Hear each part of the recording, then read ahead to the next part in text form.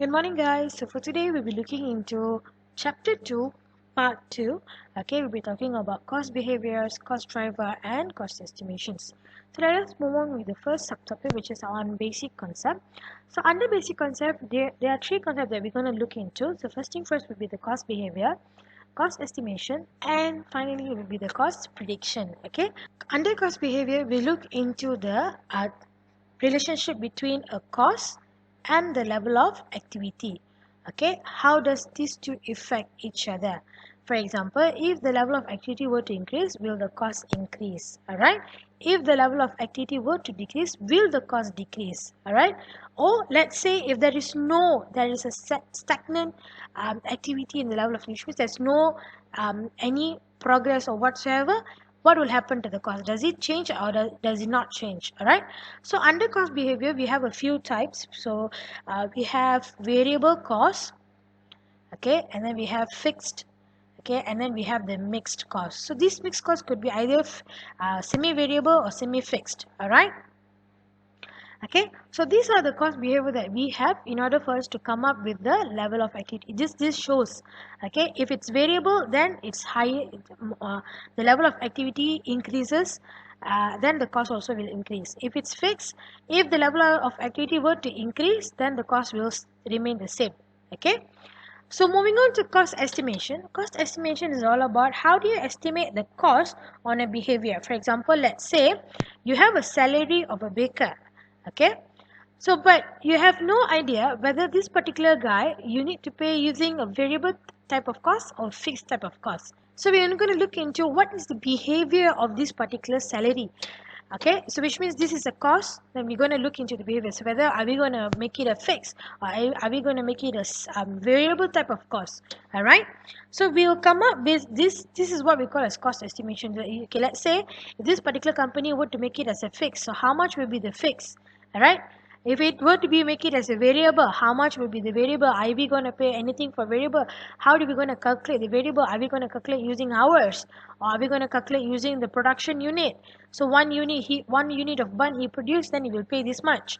Okay, those are the things under cost estimation. So you estimate this particular cost using what type of behavior it comes up. Using the knowledge that you have over here, which is the cost behavior, okay, you're going to predict what will happen to the cost at a particular level of activity. So let's say 100 unit I need to produce, and then I come up with this information telling that if I were to produce 100 unit and it cost me around 500, okay, RM. So from this I can predict a cost, what will happen if the activity were to be 150 unit. Okay, so I can predict the cost of 150 unit. This is the level of activity that I have. So what will happen to the cost? So this is what we call as cost prediction. Okay, which means we predict a cost. Okay, if there is any increase in the level of activity or decrease in the level of activity, so what will happen if I were to decrease into 50 units? So that's how we're gonna predict a cost. All right, so moving on, we have cost driver. So cost driver is talking about what is an activity or factor that causes the cost to be incurred. So for example, let's say, okay, my production is talking about having a bread. So this is my production. Let's say this is a bread. So what are the costs I need to be incurred in order for me to produce this bread? For example, we have salary of the baker, the raw material, okay, or maybe we talk about the employer or someone, we talk about the machines, all right, that okay, mengadun that particular tepung. So these are the things that we have. Okay, so this is the cost driver that causes the cost to be incurred. So in order for me to produce one bread, I need to incur the salary of the baker. I need to incur the raw material. All right.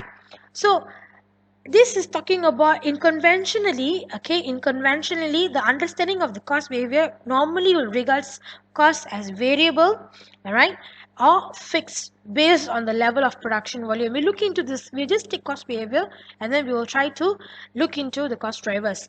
But if you were to move on to the contemporary viewpoints, okay, which means like the upcoming one, the modern viewpoints, all right, we recognizes okay, the range of possible cost drivers other than the production volume. We look into the non-volume cost driver as well, the quality perhaps. All right. Under this, we have four levels of cost driver that we have. Okay. So the first thing first will be unit, second thing will be batch, fourth will be product and facilities. So unit level cost, this normally relates to that are performed, okay, in unit. All right. So normally this uses conventional volume base of cost driver, something like the whatever happened in cost driver and conventional method. When move on to the batch level, okay, we relate to activity performed for a group, which means this should be in a big batch. All right. Okay, it doesn't matter in this big batch. You may have different type of rotis, okay, or bread, but it happens in a batch. All right. And then moving on to the product would be, okay, whatever cost that related to activities that is performed for a specific product or product group. Let's say let's say I'm going to talk about wheat bread. So whatever product under this wheat bread is only I'm going to talk about it. Let's say I'm going to talk about oats related bread or whatsoever lah, okay, or wholemeal bread ke, alright. So all my costs will be based on this only. Okay, so and then finally we'll be talking about facilities. Facilities is talking about what would be the cost incurred in order for you to run the whole business. So you're no more talking about one item or batch or product. You're talking about what will happen to the whole particular production. So that is all about cost drivers and basic concept. All right. So when you come to talk about cost drivers, you have to look into how are you going to select the best cost driver. So for you to do that, you have a few questions that you need to ask yourself if you are the manager. So first thing first, you need to talk about what is the input or the output. Is it the input? Are you talking about cost driver that is the input? Are you talking about a cost driver that is output? Let's say if you were to be input cost driver, then you can talk about the weight of the material, okay, the number of quantity of material, the different types of material going into the particular product. That would be the cost, that would be the input cost driver. Okay, what is necessary for you to what are the required things in order for you to come helps the cost driver. Okay, and then you have the output driver, mostly will be the number of unit of production. Okay, so how detailed should be the analysis? When you look into it, when you want to come up with a conclusion telling that this is my cost driver and this cost driver, as I'm going to talk about, will be the variable curve. These are the things. How detailed are you going to be? If you're going to talk about the raw material, how detailed are you going to be in the raw material? Are you going to, like, let's say if the particular bread has about, okay, around 50 ingredient, are you going to talk about all the ingredients, or you're not going to talk about all the ingredients? Okay, and then you need to ask question whether it's a long or short term. If let's say if in order for you to have to prepare this bread, you have a salary, whether it's a long or short term. So definitely most probably will be a long term because you need this particular salary, but also they are subject to be changed. What happen if this baker were to quit? Okay, then it will become a short term. So we have to look into all those things. All right. And you need to make sure that you understand that cost behavior and cost driver can change over time. Okay, let's say in future or upcoming year, as I said just now, this baker is no more working with us. So hence, is whatever cost behavior that is related to him, whether it's a variable cost or fixed cost, is no more there. Alright? And then the cost driver itself. Okay, let's say the moment the moment is the baker quick managed to find a machine that can do whatever the baker was doing, mixing and then cooling it up whatsoever. So I really don't need the baker there. So from there my cost driver from salary has changed to the machine. Okay, and then we also look into how does this cost driver uses whether for a cost estimation or cost management. These two things are different. Okay, so if you were to use cost estimation, you're just going to predict, you're going to come up with just looking at the cost behavior and just going to mention whether this is the behavior, this is the this particular cost should be a variable. Okay, which means you're just estimating it. Okay, you don't really have a solid point to tell, or no, this particular cost is going to be variable, or no, this particular cost is going to be fixed. So we are just estimating it. Okay, but if you were talking about cost management, we identify what would be the root cause of the cost driver. So in order for me to prepare a break, what would be the root cause of it? We'll be looking at what is exactly the real cost of your cost driver. So we are no more estimating. We are okay. That's different between cost estimation and cost management. But how do you come up with cost management? Normally, this information that you got in cost management is based on your experience. All right. You look into whatever happens in the previous years, and maybe you have been working in that particular that particular production for a long time, and you came up with this idea of telling that okay, the root cause will be this. I'm so sure on it. So you're no more estimating it. All right. And in order for you to choose the cost driver, the cost and the benefit of each driver must be assessed. So it means that, let's say, if you want to tell that this is my cost driver, you need to make sure that you look into the reason for analyzing the cost behavior. So you don't want to analyze the cost behavior and think at the end of the day, it doesn't matter at all. Okay, it doesn't matter this particular cost is actually fixed or variable or semi-fixed or semi-variable. This does not going to affect the cost driver. Okay, and then we're going to look into the time frame for analyzing the cost behavior. Are we going to analyze it while in the production? Are we going to analyze it before even the cost driver is being produced, or after the cost driver is being produced? So this goes back to whether it's an input or output type of cost drivers. And then we look into what is the availability of the data. So you don't want to do analysis to something without any data that is not available. If let's say, if that particular data were to be available after the production, then there's no use for me to doing it now, right? Any other uses for the cost behavior information, this based on whatever information that you have. So if you were to look into what are the example that you have, for example, let's say our cost driver is number of rolls produced or weight of ingredient, then maybe the cost that is related would be the direct material, or the premises cost where you look into the location. Maybe if you were to change location from a normal Taman shop lot into a shopping complex, then it's going to affect your premise cost. So that is the cost driver we are talking about. So the moment you change something in your cost driver, your cost is going to be changed. All right, those are the things under cost drivers. So moving on to the third subtopic that we have, we're going to look into cost behavior patterns. As I said just now, we have a few types, which means we have variable, fixed cost, and then we have this mixed cost. So under mixed, you have different types. For example, over here, we are going to look into step fixed cost, semi-variable cost, and curvilinear cost. So we're going to look into how does this graph will look like. What are the examples that we may look into under variable cost or fixed cost or upcoming costs? All right. So for variable cost, okay, the graph will look, because this variable cost has a higher relation to your level of activity. So which means, okay, your graph will be looking like this. That's a straight. So this is the level of activity or the input, and this is the cost. So I'm going to put the dollar sign. Okay, so let's say if the activity were to increase by 10 unit or 20 unit or 30 unit, the price also is going to increase by 5 ringgit, 10 ringgit, example 15 ringgit. Okay, so that is what we call as variable cost, which means this cost is directly proportionate to the change in the activity. If the level of activity were to increase, then the cost will be increased.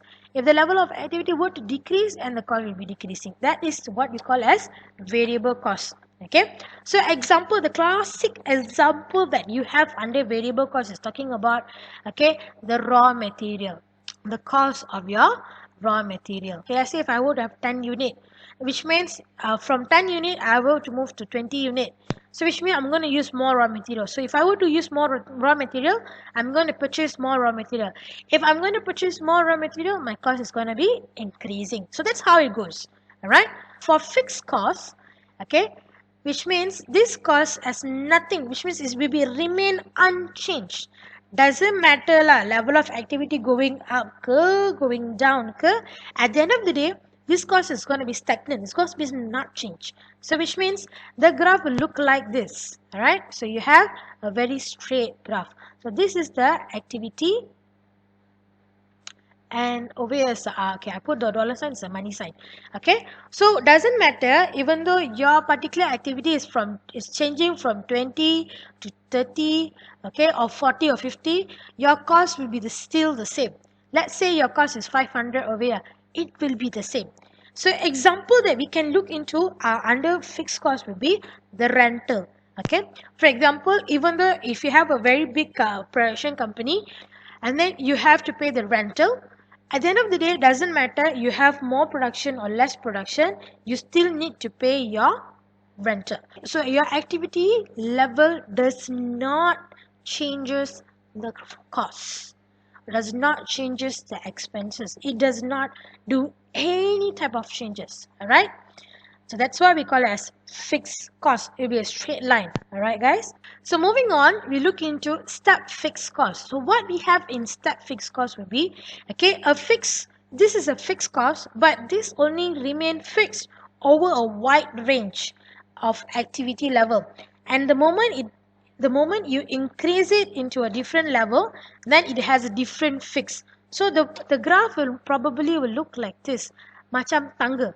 All right, so which means we have a graph, and then it'll be like 1 days and plot like that. Okay, so over here you have the let's say any of the currency, like could be any cost. Okay, and then over here you have the any type of activity. Okay, so example, like let us look at the shop manager's salary. So let's say if the shop manager were to work from 160 hours based on the example in your slide. Okay, let's say if you were to work 160 hours, he received a fixed salary. Maybe it could be whatever amount, like say 40,000 example. Okay, but let's say if you were to work more than 160 but until 240, there is an increase in the level of activity. So but we are not going to pay him variable because this guy is already in a fixed.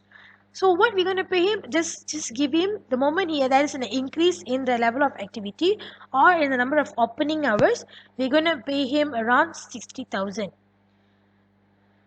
So that is going to be happening. So the moment there is an increase in the level of activity, we're going to increase in the number of salary that we're going to pay him.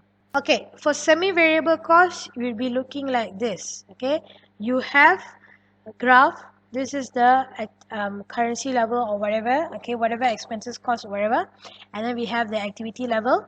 Okay, so it will not start from this point, from the 0 point, because this is a semi-variable. So it has to have the fixed cost element. So it will start from the middle. So which means this part is considered your fixed cost and this part is considered as your variable cost. Alright?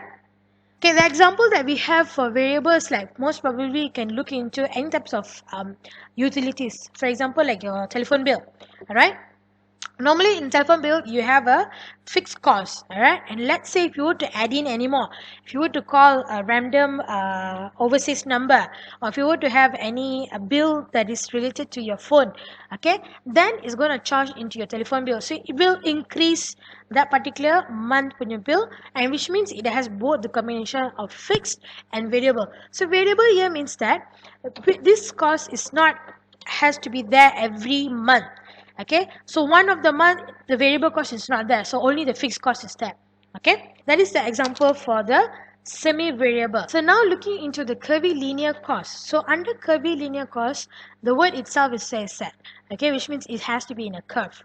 Okay, so the graph will be looking like a curve. This is my best representation of the graph. For a better, you can look into your slide. Alright, so example of curvilinear cost that we have over here would be electricity cost. Okay, as a part of your utilities. Okay, if the number of batches were to increase at the end of the day, then your electricity were to increase. If the number of batches were to go down, then your electricity is going down.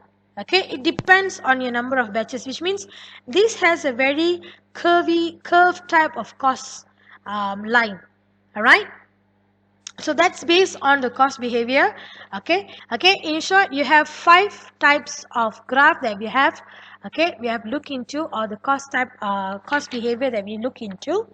Okay, so the first thing first, we have variable cost, and then we have fixed cost, and then we have step fixed cost, and then we look into semi-variable cost, and finally we look into curvilinear cost. Alright, so for variable cost is simple. You have a graph and it starts from 0, okay, and straight. This is the cost and this is the activity. Same goes to fixed.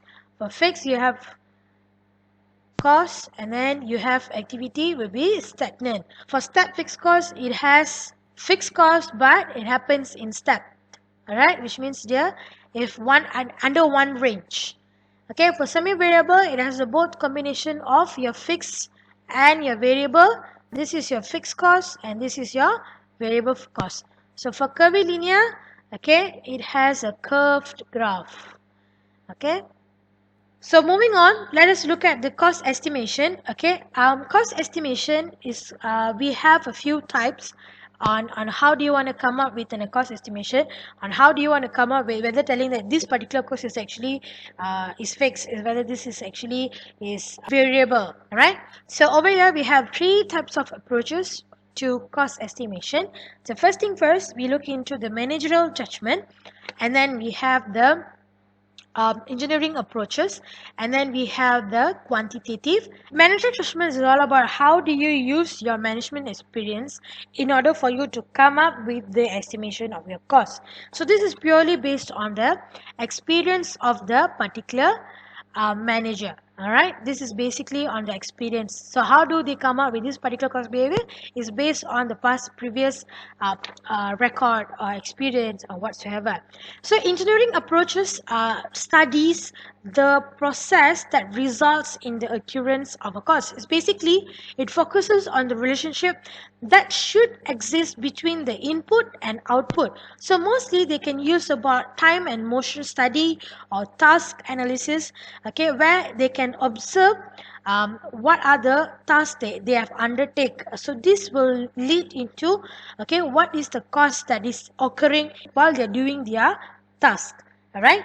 And for quantitative analysis, okay, under quantitative analysis we have three type of method that you can use. Okay, so the first thing first, we have scatter plot. Okay, and then second thing, we have a high-low method, and the third thing, we have a regression analysis. Okay. Okay, this is actually just to show you, to explain to you, if you want to be a manager in future in a production company, so in order for you to come up with cost estimation, okay, let me give you an example. For example, like now, COVID-19 is going on. So there's no production going on in your company. So how do you gonna like analysis on your cost? How do you go, all this way we've been talking about rental being utilities being like electricity is being a variable cost. Now at the moment there's no electricity be using. Are you still going to count in as a variable cost? What will happen to that? So how are we going to come up with this type of solution, telling that okay, I'm very sure that this particular cost belongs to be in the fixed cost list or belongs to be in the variable cost list. So these are the method that we're going to use. Either we're using our managerial judgment or we're going to use the engineering approaches. This happens while doing your task. And then are we going to use the quantitative analysis, where we have three types of method, okay, which you have scatter plot, you have high and low method, and then regression analysis. So basically what happens in regression analysis is that you have a formula and you look into this, you take whatever information that you have and you try to put into this formula and you come up with the conclusion whether this particular thing whether if this were to affect, if this cost driver is going to affect your cost or not. All right. So you can look into the formula that I've given you in the slide, and how does the graph look like.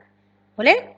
So those are the things that we have in cost estimation, and I've already informed to you why it is very important for a management to come up with cost estimation. Because why?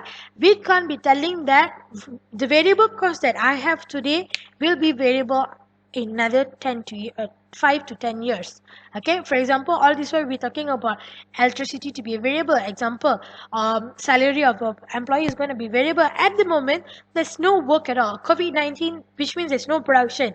So are we still going to take this as a variable cost? Are we still going to do that? It is not necessary to be in such way. So these are the cost estimation that we're going to look into, and how does this approaches is being used for us to make sure that whatever cost behavior that we have come up with, we have concluded is accurate. Okay, moving on to the last point will be the practical issues that we have in cost estimations. Okay, so we look into what are the problems that we might face, practical issues that we might face while doing this cost estimation. So first thing first, we have this data collection problem. Okay, so which means any of the data could be like missed out, okay, not properly stored, there is no record on the particular things. Okay, maybe we have this outsourced it, so hence we don't have any data in our company. All right, or maybe it's mismatched, or maybe it's like it is allocated as a fixed cost, or maybe it's because of the inflation that's going on. So these are the problem that we have in just collecting our data. All right, so moving on will be the effect of learning on cost behavior. This is basically like estimating the labor cost for relatively new product or processes. Labor times per unit may have decreased at varying rate.